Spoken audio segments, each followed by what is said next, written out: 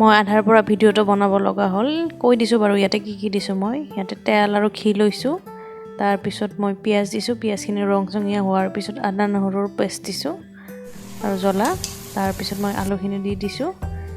তাৰপিছত মই ইয়াতে মছলাৰ পেষ্টখিনি দিছোঁ মছলা লৈছোঁ মই হালধি গুড়ি জিৰা গুড়ি ধনিয়া গুড়ি ব্লেক পেপাৰ মিট মছলা আৰু গৰম মছলা এইখিনিয়ে লৈছোঁ এতিয়া মই এইখিনি প্ৰায় আলুখিনি 30% সিজালৈকে ফ্ৰাই কৰিম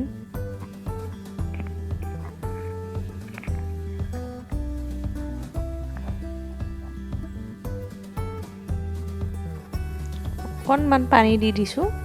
যাতে মছলাখিনি জ্বলি নাযায়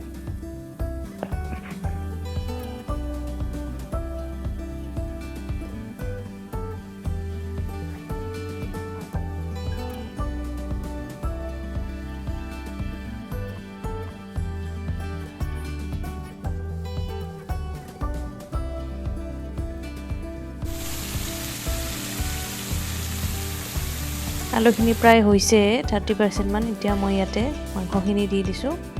আলুখিনি মই প্ৰথমতে দিয়াৰ কাৰণটো হৈছে মুৰ্গীটো সৰু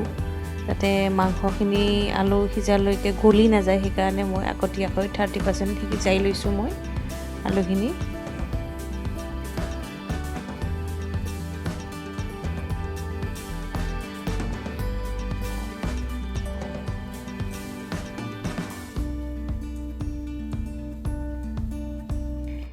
এনেদৰে এতিয়া মই ঢাকনি দি পেলাই মাজে মাজে ঢাকনি দিম আকৌ উঠাম এনেদৰে মই প্ৰায় মাংসখিনি সিজালৈকে ভাজিম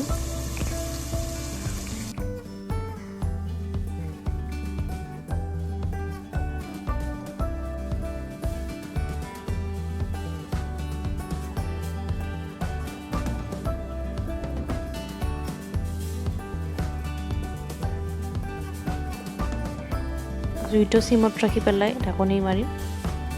আকৌ মাজে মাজে চেক কৰি চাম মছলাখিনি তলত লাগিবলৈ নিদিব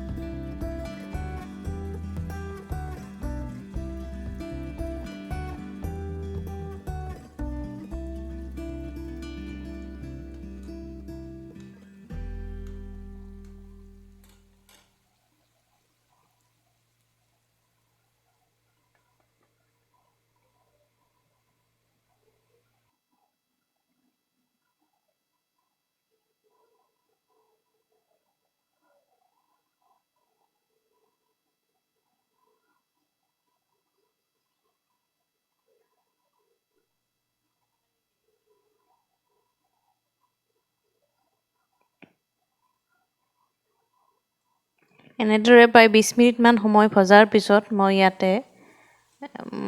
অকণকৈ পানী দিম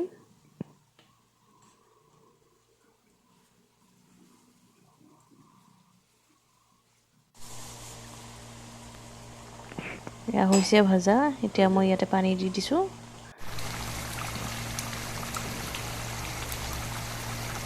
এয়া এনেদৰে আকৌ পানী দিয়াৰ পিছত 10 মিনিটমান সময় উতলাই ল'ম